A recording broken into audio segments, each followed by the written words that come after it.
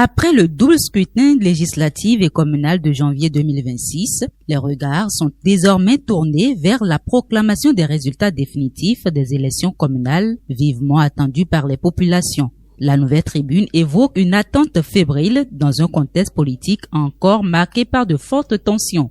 Dans cette atmosphère post-électorale, la réapparition de l'ancien président Boni Yayi fait la une de plusieurs quotidiens. Selon la Nouvelle Tribune et le Télégramme, l'ex-chef de l'État a effectué une sortie publique à Tchaourou après les élections législatives et communales. Pour le Soleil Bénin Info, cette apparition marque la fin d'une longue période de discrétion intervenue après l'annonce de sa retraite sanitaire et les turbulences politiques qu'a connues le pays. Disparu du paysage depuis plusieurs mois, Boni Yayi est-il encore prêt pour un retour actif en politique? S'interrogent les confrères du Soleil Bénin Info. Toujours sur le terrain institutionnel, l'Assemblée nationale s'apprête à entrer dans une nouvelle phase. L'autre vision annonce que les députés de la 10e législature entreront officiellement en fonction le 8 février prochain. Pour le matinal, cette installation ouvre un nouveau chapitre dans la vie politique béninoise. Le journal titre en manchette « 10e législature, entre soupçons de conformisme et impératif de crédibilité démocratique » avec des développements à lire en page 2 du journal. De son côté, Adjache News met en lumière les grands absents de cette nouvelle législature. Un renouvellement qui suscite déjà analyses et commentaires.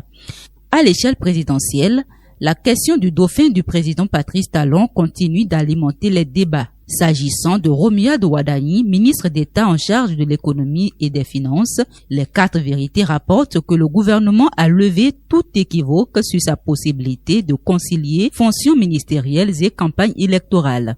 Dynamisme Info confirme que l'exécutif s'est défendu face aux polémiques persistantes. Pour Fraternité, en vue de la présidentielle du 12 avril 2026, Romuald Wadani apparaît plus favori que jamais.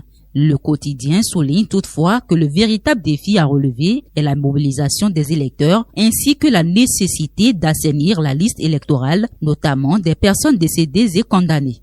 En marge de la politique, la culture s'invite en force à la une des journaux avec le succès des Vodou Days. Selon Fraternité, l'événement a enregistré plus de 740 000 participants et près de 2 millions de visites à Ouida, soit une hausse de 70% par rapport à 2025.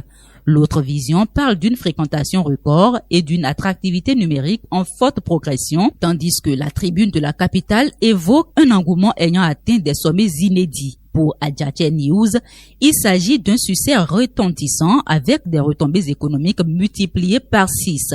Le Patriote apporte une note critique en soulevant la question du coût réel de l'organisation compte tenu de l'ampleur de la mobilisation et de l'implication des fonds publics.